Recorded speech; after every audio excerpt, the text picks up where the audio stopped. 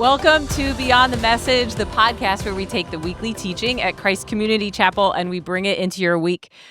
Each and every week, I sit down with my friends and we laugh a little bit. We reflect, talk about the sermon, and also try to really figure out how to live out what it is that we're learning. If you didn't hear the sermon yet, no big deal. Go down to the description, find a link to that sermon, watch it, listen to it, and then come back over here and listen to our conversation. My name is Stacy DiNardo, and I'm joined today by Mike Holwerda, by Lana Chilton, and by Jimmy Cozy. Hello, everybody. Hey. Hello. Hey. Good to be together. Good afternoon. Good to be together. So to start things off, just to break the ice a little bit, question for you.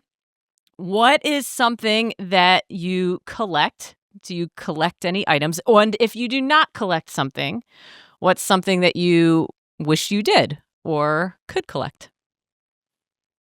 I'll jump in. That's okay. Way to go, Lana. That makes me think of two things. Okay. One is I like to collect recipes on Instagram that I will never go back and make. I was talking with a friend about this recently, so I need somebody to come make all those recipes. They're there if I ever need them. But the thing that I actually do collect is every trip we take, we get a Christmas tree ornament from where we go. That. Yeah. And so we almost are at the point of needing to have a tree just for those. Oh, that would be fun. Ornaments. Yeah, that's the goal. So I like that. It's fun. And we, decorate the tree together and talk about remember when we went. So Love that. enjoy it. I am a minimalist. I don't collect really anything. Is its own Hardly thing we should at talk about. Hardly at all. I mean, I think I heard you say you don't have any attachment to I don't have actual emotional objects. attachment to objects. I will say, since my wife loves me so much that she doesn't listen to the podcasts I'm on, I can say this out loud.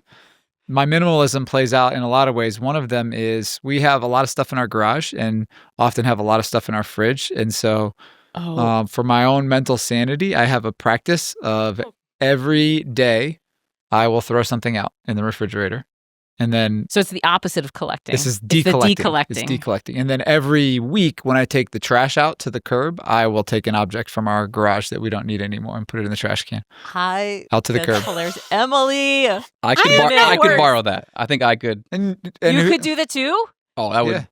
Would that That help would make you happy? I feel like It would. My garage. This is a side tangent. Is too cluttered. I would love to just throw away We'll do it every one week. thing. so. per Maybe week. in that way, what I collect is space and mental Empty clarity, space and mental Mental clarity. which is more valuable than anything you guys. You collect. derailed the icebreaker last week. I'm not Look, going to this let you is- do this it is this what I week, do. Jimmy. This is what I you do. do. Yeah. Brings the Yeah. chaos. All right, I like it, though. the one thing I collect is if I go to a really nice golf course. Okay. They give away free ball markers and free golf tees, and I will take too many. Too many. That's called stealing.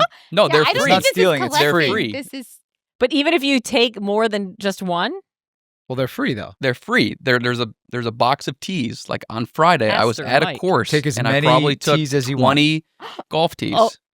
That's not stealing if it's yeah, free. it's free. I mean, it's part of I It's just collect. like- I like to collect. It's okay. like the golf pennies stuff for from nice everybody in the courses that cash I register. You like. take as I many don't, as you want. yeah, I feel Yeah. like Well, that's like when you go to a hotel and you have all the samples. Throw them in the bag. Is there any point in which it's too many that you take? yes. I mean, if there my I is would wife- say a yes. I point. think I there would say is. this. Yes. The way you'd find that out is you'd keep calling the front desk and asking for more. See if they stop. And when they say no, then you've crossed over from enjoying the amenities of the hotel into stealing. I don't know what's happening. This is welcome. Oh my Welcome on in, goodness. Lana. We're here. Wow. I'll quickly answer the question. I'll say two things because at first I was like, I don't even know what I'm going to say for this. Yeah. But my husband collects Philadelphia sports paraphernalia. So I would say I feel like It's stuff a family just- affair It's a family now. Yeah, affair. okay. It just becomes a thing. So shout out to him and to all of Philadelphia sports. Wow, that's the a big whole shout city out. of brotherly love. We're going to talk about brotherly love today. There you Look go. at that. Yeah, Look at there's that the time. connect. I knew this was connected Nice. somehow. I'm just we'll leave it at that. We'll have to leave the second thing up in the air. It's So not it's that not even exciting something anyway. you collect, something your husband collects. Yeah, but Okay. that's good. We're one. Do you- Marriage. We're talking about marriage today too. Two connections. Two connections, marriage and All right. brotherly love. Okay, so today we were in 1 Peter chapter 3, the first 12 verses, and this is where Peter is talking to wives and then to husbands, and we'll talk about that. And there were 3 points, and then to the church community, to the community in general. And so the 3 points were the transforming power of true beauty, the transforming power of true strength, and the transforming power of true community. And there was a lot in there. I think I when I first heard the passage being read on Thursday night, I was like, oh, wait, we're going to have to talk about this one because I think it's one that upon initial listening, I think women probably especially could go, wait a minute, I was just called the weaker vessel and all sorts of things like that. So let's jump in to maybe some takeaways, first of all, some things that we drew out initially from the sermon that stood out to each of you. Who wants to start? I thought what Pastor Joe said about, he said he had a whole set of points that he didn't use that were basically the same point, just applied to different situations. But the idea that our focus should be on ourselves and not those around us. So, and I just think that's helpful for me because I think it's easy to hear scripture and start to think about how I would, think about all the other people that I know that need to shape up. What is my wife thinking about this passage and all the things she should change instead of actually you thinking about you? I mean, I didn't think that, but of course. For instance. Yes, that's a for instance. Maybe someone would. Somebody could have. No, I thought, but that's helpful for me because I do think I have a tendency to avoid spiritual accountability by thinking about how things should apply to others instead of myself. Yeah, that's good. I think my takeaway was that the inner person, who I really am, the beauty, if you will, on the inside, it matters most to God and to every other relationship in my life as well. And culture does not tell you that. Culture would have me fixated on working on everything on the outside and the impression I give, and but really the person I am becoming through Christ on the inside, it pleases the Lord, but it's going to make the biggest difference in my other relationships as well. That's really good. I was struck by the conversation he shared with him and his wife Karen about him really not knowing what it's like on a day-to-day, and then him going the next date, Tuesday at lunch, with a notepad. I think we're in a season where home life is busy, church life is busy, and just feeling a lot of conviction that I'm not doing that with Christina the way that I ought to. And that really resonated with me. Yeah. And you were thinking about you. There you go. That's and right. what you trying to. Good. Took me a while to Good get job. there. 2 That's points good. in, but it got there. Well, I wanted to start off by listening to a clip from Pastor Joe towards the beginning of a sermon where he's actually setting things up and again kind of addressing where we're at with our culture. So let's watch that real quickly. Culture is to a human being kind of what water is to a fish. It's so much a part of your environment, it's hard to tell the impact. But when you become a Christian, you realize that culture has a current. It's like a river, and it's moving you somewhere. And as a Christian, sometimes that means not only that you are aware that culture has an impact, but that you need to resist where it's trying to take you. And to do that requires you to have courage, to have intentionality. Yeah, so, this has kind of been a theme throughout really all 6 weeks so far, and a starting point of saying we're looking at this book of the Bible because we're in an age where there at times can feel like we have a hostile culture and we are feeling like we have to swim upstream. But I thought I would just ask the question and just out of curiosity saying, man, where have you felt that? Where do you feel that in your life where your alignment as a follower of Christ is counter to what this culture is throwing at you? Stacey, I'll jump in. This question is a good one, and I think a few things come to my mind where it was maybe high school and college, and what that looked like is unique. But what's most relevant to my life and where I am today, and I think a lot of us at CCC, is the season that I spent as a stay-at-home mom. I had been working only in church ministry, and so my culture had been relatively not hostile to Christianity, right? And then I became a stay-at-home mom and was spending time with women in the neighborhood. And the most hostile experience was on the playground. Women talking about their husbands, women talking about their situations, the complaining and the negativity and the gossiping. And in that was my biggest invitation to rise up and to go, that's actually not who I want to be or who I want to become or how I want to be known. And I wasn't anticipating it. I went into those relationships thinking, oh, we all have the same thing in mind. We're going to raise our kids. And it really was a hostile situation, but one that the Lord allowed me to rise up and eventually see some differences made in those relationships. But that's what came to my mind. Yeah.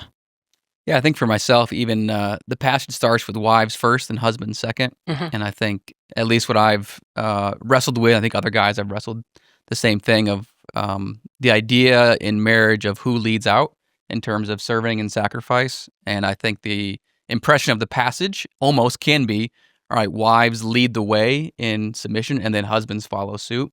And I think I have to fight against that my wife's response to me comes after my sacrifice to her. And that becomes a really a pivot point for me, because culture would say, hey, exert your leadership, your power, your authority, and then people will submit underneath. Yeah. And I think the way of Christ and the way of the church is the opposite, of where sacrifice comes first, submission comes second, right?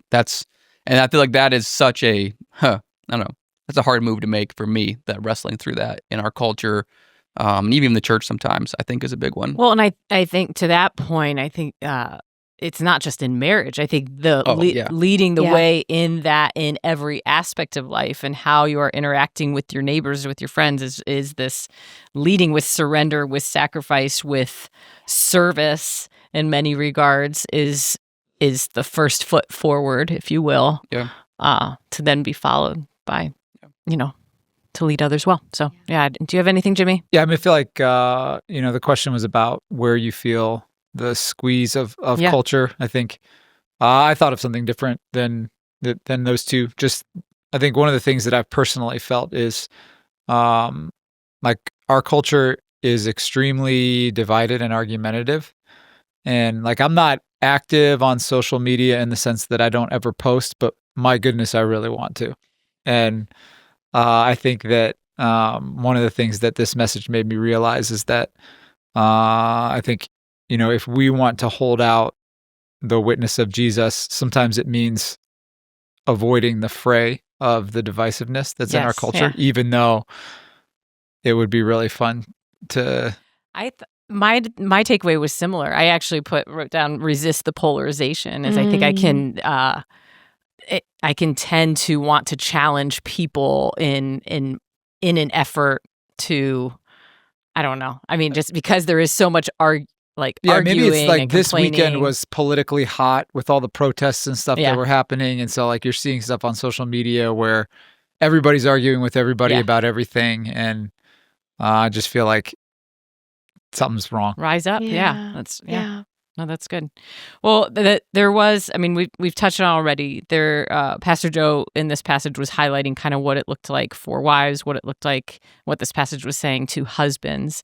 And so I just thought a starting point too would be to talk about, hey, how does that inform us? How does that help us when we think about our relationships?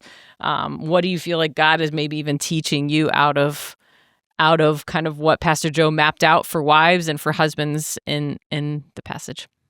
I would say one of the biggest things that this has been over the course of, I think, weeks and months that God has been working out in me is that, Mike, to your point earlier about leadership and sacrifice and what it actually means to be a leader of a family as a husband, is just that the ultimate responsibility of leadership is that you are responsible for the flourishing of every person in that family in every way. And when it comes to like my relationship with my wife, that doesn't mean necessarily domineering or it could mean a lot of things. One of those is probably going to have a highly sacrificial and service-oriented element that part of leading her or what it means to lead in that sense is to ensure that she's flourishing, which will likely mean me laying down some of my desire, my ambition, my whatever, in order to make sure that she has what she needs.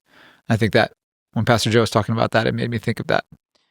Yeah, in a lot of ways, I think it's messaged a little differently, but very much the same theme in both directions. Because, I loved what Pastor Joe was saying about laying aside your personal desire. This was to the wives, to unleash the power of God, right? And yet at the same time, you guys are talking about the sacrifice and the surrender that you heard kind of speaking out to the husbands in that passage. And there is a lot of just laying down, becoming more like Jesus. I know for me personally, I am... you guys know me well. I'm a pretty strong-minded maybe stubborn person. So what? No. Look, you're not even saying You're great, Stacey. Does it bother you that nobody made a joke to lighten that one up? Yep. So no, I mean, I just feel like God is constantly teaching me, but what it looks like to continue just to surrender and say, like, it's not my will, but yours, Lord, and what that means in my relationships that are closest to me with my husband, with others is often not, sometimes just wanting to speak out or just want my way or the highway kind of thing, but looking to the needs of others and looking to serve my husband. So that's something I'm constantly being reminded of. Zach did this last weekend and Pastor Joe did it again this weekend, just like bringing out the surrender and the power of Jesus. Yeah. Like the reason we are Christians is because that's right. Jesus surrendered and he laid his own power down. And this is the pattern since before time began, right? Like this is such a great line, right? And even bringing in the Garden of Gethsemane of saying, submission will take struggle, and struggle is not sinful, right? Like if Jesus struggled through submission, then I think even for me, I just like it's a reframing of what it means to be a husband. What does my wife need? Yeah. What are my kids need? Right in the home, the culture of my home, and letting that prayer life even be shifted of saying, in this moment, I don't know if I have a lot of capacity. I'm not sure I have the bandwidth. Yeah. But to pray that differently, I think at least something that I'm starting to wrestle with. I loved that he kept pointing it back to become more like Jesus. That's right. The power of transforming beauty was to become beautiful like Jesus. The power of transforming strength was to be strong like Jesus, to serve like Jesus. And so for me, I was reminded that, I don't know, I think a lot of women can get caught up in, am I taking care of the outer person that 2 Corinthians 4 tells us is wasting away? Or am I cultivating with more intentionality the inner person? And is that beauty actually growing? Am I looking more like Jesus on the inside? And if I am, my husband's going to feel it. I was going to say, and that's the thing, that the trick of it all is that even though when we have struggle in our interpersonal relationships, we tend to think, okay, what does the other person need to fix in order for this? Right. The reality is the way forward in fixing it is probably more connected to me becoming more like Jesus than it is anything that has anything to do with the other person. Yeah. I know Gina and I helped with marriage ministry for a period of time here, and I wrote this down this weekend too, but just the phrase of stay in your circle. Do you guys remember that? Yeah. But I do. Yes. You do. But it is the same concept. But I know for us, it was super helpful. It's been super helpful as we've talked to other couples, because it is going, instead of immediately it's so easy to point the finger at, well, this is what he's doing to me. This you is may what not she's even doing be to me. wrong. It's not Correct. The point is not that that's not true. You can't change the other person. All you can do is change yourself. And that's the point of it. And so it's not saying, oh, woe is me. It's going, no, what can I actually do? What is within my own control? And it boils down to humility usually. And that kind of surrender can often be a catalyst for the other person experiencing transforming power in their lives. Even if it's not your own becoming more like Jesus and growth in Christ and intimacy with Christ, and that is going to grow. Yeah, so. But I mean, this passage points to husbands at some points being transformed through their wife's surrender to Christ. Not a guarantee. Right. Not a guarantee, but some, Yeah. Well, that answered the question I think I was going to ask, which was, what do you say to the person who says, okay, I am having a problem in this relationship. I've decided to focus on my own growth and becoming more like Jesus, and it doesn't seem to be doing anything, but it seems like the answer to them is that in and of itself is an end and is a joy to become more like Jesus. Yes. Yeah.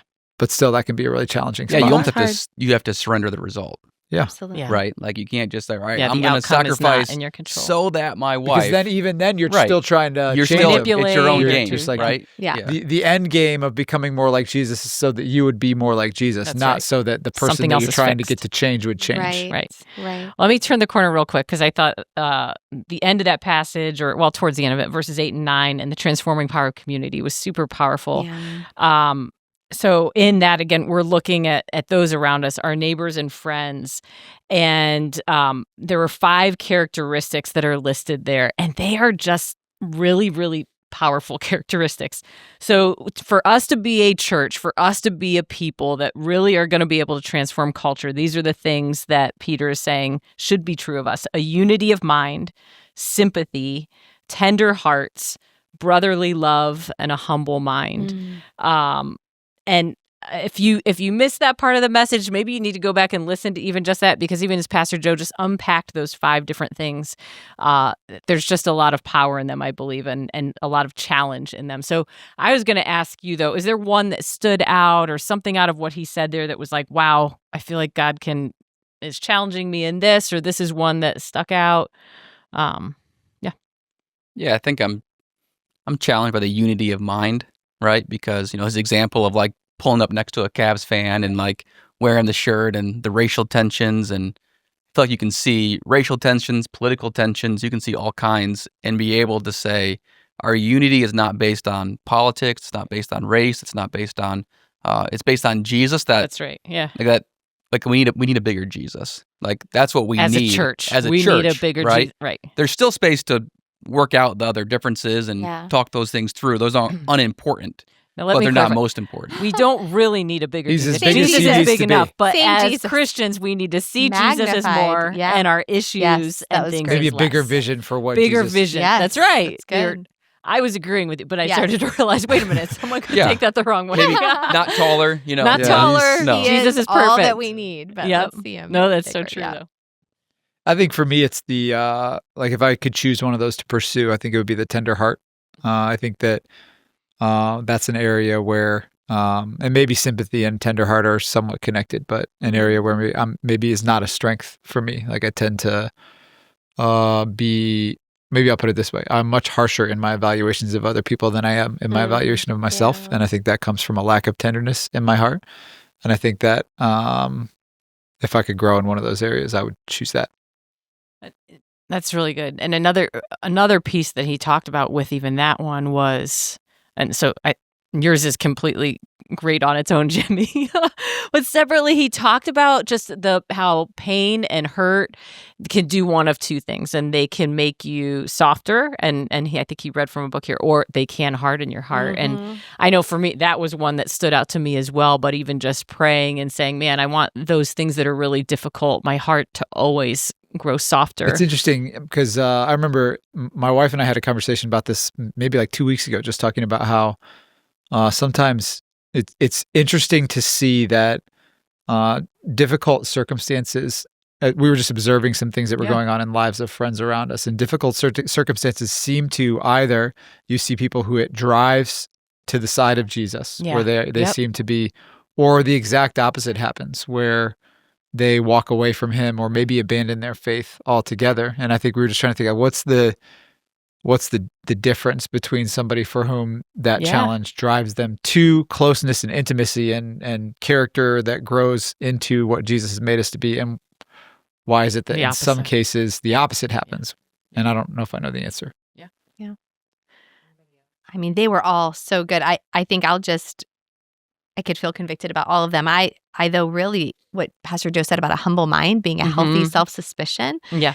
Healthy suspicion towards your own view. Yes. Like being willing to question even something you feel so strongly about, being willing to hold that with an open hand and allow Jesus to transform your mind towards something or someone, I think that is a continual growth process for me. Yeah. I would hang on to that one too. I think that's one I would want to pursue and as well. But this has really been good. I think each week we are sometimes trying to point people to a way to kind of live out. So if you grabbed a handout at church this week, on that, there's even a place to write in, like, how are you going to live out a live it out challenge this week?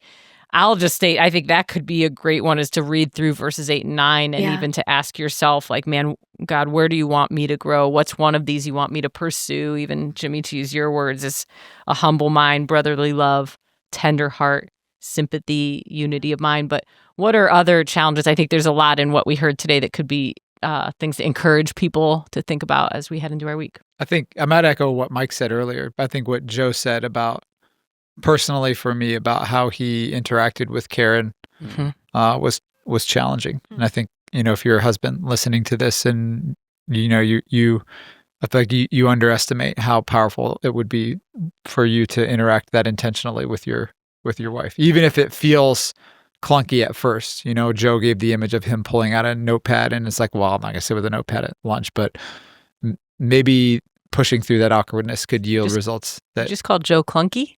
I didn't say that. Oh, I feel like you're putting words in my mouth. It's a good picture, though. Yeah. It is. Start somewhere, though. Yeah. I think that's good. That's really good. Stacey, I think these verses that we were just talking about, verses 8 and 9, the power of transforming community, I guess for me, I was thinking those things are not developed amongst ourselves in rows on a Thursday night or a Sunday morning. Like, we hear the powerful teaching that we're discussing right now, but in order for community to be a part of shaping me, to develop a tender heart, to develop brotherly, sisterly love, it's being in the community. So I would just challenge someone to, hey, take a step beyond being here on the week, whether that's to a Bible study or circle or, you know, coming to a men's event or a women's event where you're entering into a space where you can be shaped by the body. Yeah. That's good. Anything, Mike? Yeah, I was going to say the same thing of the notepad. Yeah. I think it's almost, this whole passage, I think, is like the backdrop is Jesus has a better way for marriage than what we have learned, right? Jesus has a better way for our relationships than. And so on some level, just taking a step back from the passage itself and saying, do I trust Jesus as a husband that this way is best? Do I trust Jesus this way as a part of this church that this way is best? And some of those things I think will be helpful for me. Yeah. Well, thanks so much for this conversation, for this time. Let's, this week, I hope will be one where we're living out one of these things or some of these things, and God is just continuing to work in our hearts. Thanks so much for tuning in to Beyond the Message. Before you go, just make sure to subscribe so you don't miss out on any content in the future. And also, we have content for you all week long on our CCC app, YouTube channel, or even on our website so that you can grow where you are all week long. Share that with friends and with family. Until next time, we'll see you soon.